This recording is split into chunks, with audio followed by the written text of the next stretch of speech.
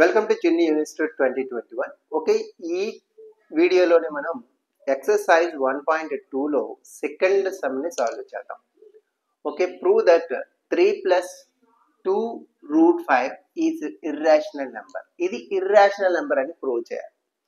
అయితే ఈ సమ్లో అసలు కాంట్రడిక్షన్ మెథడ్లోని ఇది సాల్వ్ చేయడం అనేది జరుగుతుంది.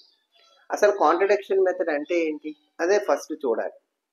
అంటే కాంట్రడిక్షన్ మెథడ్ అనేది ముందు మీకు ఇది అర్థమైతేనే ఇది చెప్పే విధానం అనేది మీకు అర్థం అవుతుంది, లేకపోతే ఏమీ అర్థం కాదు. ఓకే, అసలు ఫస్ట్ ఏంటంటే ఒక ట్రూ స్టేట్మెంట్ అంటే అర్థం ఏంటి, ఇది 3 + 2 √5 అనేది ఇర్రాషనల్ నెంబరే. ఓకే, మనల్ని ప్రూవ్ చేయమంటున్నాడు కానీ అది ట్రూ స్టేట్మెంట్. అంటే ఒక ట్రూ స్టేట్మెంట్ అనేది ఫస్ట్ మనకి సమ్లో ఇస్తాడు. ఇచ్చిన తర్వాత మనం దాన్ని రాంగ్ స్టేట్మెంట్గా తీసుకొని వెళ్తాం. అంటే ఎలా, దీన్ని మనకి ఇర్రాషనల్ నెంబర్ అని ప్రూవ్ చేయమన్నాడు కాబట్టి దీనిని నేను రేషనల్ నెంబర్ అని ఊహించుకుంటాను. అస్యూమ్ అంటే ఊహించుకుంటాను. ఓకే, ఊహించుకున్న తర్వాత దాన్ని సాల్వ్ చేస్తాను. సింప్లిఫై చేయడం లేదా సాల్వ్ చేయడం. ఓకే, సాల్వ్ చేస్తాను. సాల్వ్ చేసేటప్పుడు మధ్యలో ఒక ఎర్రర్ వస్తుంది, ఎక్కడో ఒక రాంగ్ అయితే మనకి కనిపిస్తుంది. ఈ రాంగ్ గల కారణం ఏంటంటే మనం స్టార్టింగ్ లో తీసుకున్న స్టేట్మెంట్ రాంగ్ అవడం వల్ల ఇక్కడ ఎర్రర్ వచ్చింది అనేది మనం భావించాలి. కాంట్రడిక్షన్ మెథడ్ లో ఎర్రర్ వచ్చినప్పుడు ఏమనాలి, మనం తీసుకునేది రాంగ్ కాబట్టి ఇక్కడ ఎర్రర్ వచ్చింది. కానీ స్టార్టింగ్ లోని ఇచ్చినది ఇలా తీసుకోకుండా ట్రూ స్టేట్మెంట్ ని తీసుకొని చేసినట్టయితే ఇక్కడ ఎర్రర్ అనేది రాదు. అంటే అప్పుడు మనం ఏం చేస్తాం, ఈ ఎర్రర్కి గల కారణం నేను తీసుకున్నది రాంగు అని తెలుసుకొని సో ఇంకా మళ్ళీ ఏం ప్రూవ్ చేయం. So the given statement is true. Starting లో ఇచ్చినటువంటి స్టేట్మెంటే రైట్ అని చెప్పి నిర్ధారించడం జరుగుతుంది. అంటే ఇలా చేసేటటువంటి ఈ మెథడ్ నే కాంట్రడిక్షన్ మెథడ్ అని అంటారు. అంటే తప్పుగా తీసుకొని ప్రూవ్ చేయడం అనమాట. ఓకే, అయితే ఇప్పుడు వచ్చి ఏం చేద్దాం, ఫస్ట్ చెప్పాను కదా ఇది ట్రూ స్టేట్మెంట్, మనం రాంగ్ స్టేట్మెంట్ ని తీసుకొని వెళ్ళాలి. ఇప్పుడు చూద్దాం. let us assume మనం ఊహించుకున్నాం టు ద కాంట్రరీ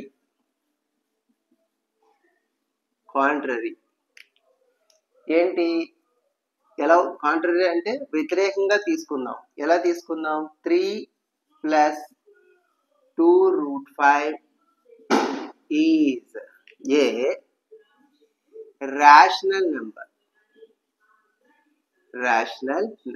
మీకు అర్థం అవుతుంది, క్లియర్గా అర్థం అవుతుంది, జాగ్రత్తగా వినేసేయండి. ఓకే, ఒకటి మధ్యలో వీడియో మధ్యలోనే చెప్తున్నాను అనుకోవద్దు. మీకు ఈ వీడియో చూసిన తర్వాత నచ్చితే మాత్రం ఖచ్చితంగా ఒక లైక్ ఇవ్వండి, మీ ఫ్రెండ్స్కి షేర్ చేయడం అయితే మర్చిపోవద్దు. ఇంకా మనం సబ్స్క్రైబ్ చేసుకోకపోతే మన ఛానల్ సబ్స్క్రైబ్ చేసుకోండి. ఓకే, ఇప్పుడు చూస్తే ఇది అయిన తర్వాత దీన్ని ఏమన్నా మనం 3 + √5 రేషనల్ నెంబర్ అన్నాం. రేషనల్ నెంబర్స్ అన్ని ఎలా ఉంటాయి, ఫ్రాక్షన్ రూపంలో ఉంటాయి. కాబట్టి నేనేం చేస్తాను అంటే 3 + 2 √5 ఈక్వల్స్ టు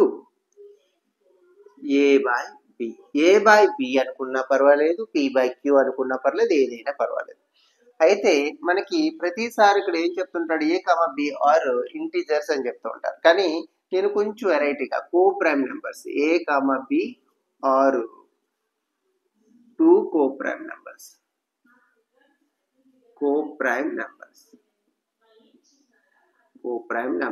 అసలు కో ప్రైమ్ నెంబర్స్ కూడా ఇంటీజర్సే, మీరేం కంగారు పడకండి. కో ప్రైమ్ నెంబర్స్ ఇంటీజర్సే. ఒక coprime numbers b ≠ 0. Okay, జాగ్రత్తగా b ≠ 0. అసలు కో ప్రైమ్ నెంబర్స్ అంటే ఏంటి, ఇప్పుడు 2, 3 అనేవి ఇలా ఉన్నాయనుకోండి, ఇవి ఏ టేబుల్లో క్యాన్సిల్ అవ్వవు కదా. చూడండి, 1 టేబుల్లో తప్ప ఏ టేబుల్లో క్యాన్సిల్ అవ్వవు కదా, వీటినే కో ప్రైమ్ నెంబర్స్ అంటారు. అయితే సార్ 4/6 ఉంది, ఇవి కో ప్రైమ్ నెంబర్స్ కాదు, ఎందుకంటే ఇవి 2 టేబుల్లో క్యాన్సిల్ అవుతాయి కాబట్టి కో ప్రైమ్ నెంబర్స్ కాదు. కానీ ఈ కో ప్రైమ్ నెంబర్స్ అంటున్నాం కదా, ఇవి కూడా ఇంటీజర్సే, పాజిటివ్ ఇంటీజర్సే అవుతాయి వచ్చి. ఓకే, మీకు ఈ విషయం అయితే అర్థమైంది అనుకుంటున్నాను. ఓకే, ఇప్పుడు వచ్చేటప్పటికి ఇక్కడ ఓకే ఫ్రాక్షన్ ఎందుకు రాశారు సార్, ఓకే రేషనల్ నెంబర్స్ అన్ని ఇప్పుడు ఫ్రాక్షన్ రూపంలో ఉంటాయి కాబట్టి ఏదో ఒక ఫ్రాక్షన్కి ఇది ఈక్వల్ అవుతుందని ఎప్పుడు p/q ఫామ్లో ఉంటాయని చెప్తారు కదా. అయితే నేను a/b అని రాశాను. ఇక్కడ కో ప్రైమ్ నెంబర్స్ అని రాసుకున్నా పర్లేదు, ఇంటీజర్స్ అని రాసుకున్నా పర్వాలేదు. ఓకే, అంటే వేరే ఏ టేబుల్లోని క్యాన్సిల్ అవ్వలేనటువంటి ఫ్రాక్షన్ అనమాట ఇది వచ్చి. ఓకే, అలా తీసుకుందాం. ఇప్పుడు వచ్చేటప్పటికి 3ని అవతల వైపు షిఫ్ట్ చేసినట్టయితే 3ని మనం అవతల వైపు షిఫ్ట్ చేసినట్టయితే a/b -3. ఓకే, ఇప్పుడు వచ్చేటప్పటికి ఇక్కడ ఎల్సిఎం అనేది చేసేద్దాం. First LCM B LCM. Okay, రెండు ఒకేలా ఉన్నప్పుడు పైది నోట్ చేసేసుకోవచ్చు. ఎల్సిఎం చేసేటప్పుడు కింద ఏమీ లేనప్పుడు దీని చేత డైరెక్ట్ గా మల్టిప్లై చేయాలి. 3 × b 3b. ఇది ఇంటూలో ఉంది, అవతలపు షిఫ్ట్ చేసినట్టయితే డివైడెడ్ బై అంటే a - 3b / 2b. ఓకే, నేనేం చెప్పాను, సాల్వ్ చేయాలి. రాంగ్ స్టేట్మెంట్ తీసుకొని సాల్వ్ చేయాలి. ఇప్పుడు సాల్వ్ చేశాను. సాల్వ్ చేసిన తర్వాత ఎర్రర్ వస్తుంది అన్నాం కదా, ఎర్రర్ వచ్చింది, జాగ్రత్తగా గమనించాలి. అసలు √5 ఏంటి? √5 అనేది మీకు ఆల్రెడీ ప్రూవ్ చేసాము ఫస్ట్ సమ్ లో. ఓకే, ఎక్సర్సైజ్ లో ఫస్ట్ సమ్ లో మంచి వీడియో, జాగ్రత్త చూడండి అది కూడా. Okay, √5 is an irrational number. Irrational number, irrational number ఇది. బట్ ఇది మాత్రం రేషనల్ నెంబర్. ఎలా సార్ అంటే నేను చెప్తాను, రేషనల్ నెంబర్ ఎలా అవుతుందో చెప్తాను. a - 3b / 2b is a rational number. ఇదేంటి సార్, ఇది ఎలా మీరు చెప్పగలరు? ఇది రేషనల్ నెంబర్ అని మీరు ఎలా చెప్పగలరు? రేషనల్ నెంబర్ అని ఎలా చెప్పగలరు? ఎస్, నేను చెప్తాను. ఎలా అంటే ఇందాక ఏం చెప్పాను మీకు, సపోజ్ 2/3 అని చెప్పాను. అంటే ఏ ఏమో 2 అనుకుందాం, బీనేమో 3 అనుకుందాం. ఏదైనా తీసుకోవచ్చు, అవే కాదు వచ్చి 1/2 కూడా తీసుకోవచ్చు, 1/2 కూడా తీసుకోవచ్చు. సారీ, అయితే ఇప్పుడు అయిపోయి ఇది ఏ, ఎందుకంటే ఈ రెండు కూడా కోప్రైమ్ నెంబర్సే. కోప్రైమ్ నెంబర్స్ ఇంటిజర్స్ కూడా అవుతాయి, మీ ఇష్టం. ఇప్పుడు వచ్చేటప్పటికి ఏదో ఒకటి సబ్స్టిట్యూట్ చేయండి. ఇందులో ఏ ప్లేస్ లోనేమో అయితే ఫస్ట్ 2 తీసుకున్నాం కాబట్టి 2 3, ఏ ప్లేస్ లో 2, బి ప్లేస్ లో 3 సబ్స్టిట్యూట్ చేయండి. ఒక ఫ్రాక్షన్ వస్తుంది. ఫ్రాక్షన్ అంటే ఏంటి? రేషనల్ నెంబర్సే కదా. ఎస్, అందుకని చెప్తున్నా. ఇప్పుడు 2 - 3 × 3. Okay, by. నెక్స్ట్ వచ్చేటప్పటికి ఇక్కడ 2, నెక్స్ట్ ఏమో బి అంటే 3 కాబట్టి 3. కాబట్టి 2 - 3 3s are 9/6.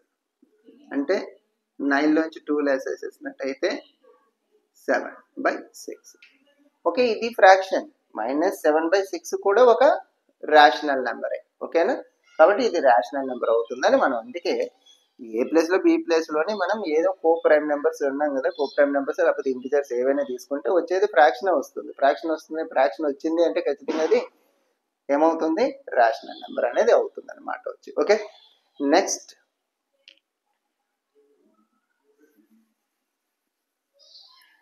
చూసినట్టయితే ఇప్పుడు ఇక్కడ ఇదేమో ఇర్రేషనల్, ఇదేమో రేషనల్. అప్పుడు ఆ రెండు ఈక్వల్ ఎలా అవుతాయి? ఈక్వల్ అవ్వు కదా. √5 not equals to a - 3b / 2b. కానీ మనకే వచ్చింది రెండు ఈక్వల్ అని వచ్చింది. అంటే ఇక్కడ ఎర్రర్ వచ్చినట్టే కదా, మనకి ఈక్వల్ అని వచ్చింది కానీ నాట్ ఈక్వల్ అని రావాలి, కానీ ఈక్వల్ అని వచ్చింది. దాన్నే ఎర్రర్ అంటాం. ఎర్రర్ వచ్చింది. ఎర్రర్ దగ్గర కారణం ఏంటి? స్టార్టింగ్ లో తీసుకున్నటువంటి స్టేట్మెంట్ రాంగ్. ఎజంప్షన్ ఏదైతే ఉందో దీన్ని నువ్వు రేషనల్ నెంబర్ అనుకున్నావు కదా, అదే రాంగ్. అంటే అప్పుడు మనం ఏం చెప్తామంటే the given assumption is wrong. The given assumption is wrong. The given assumption is wrong.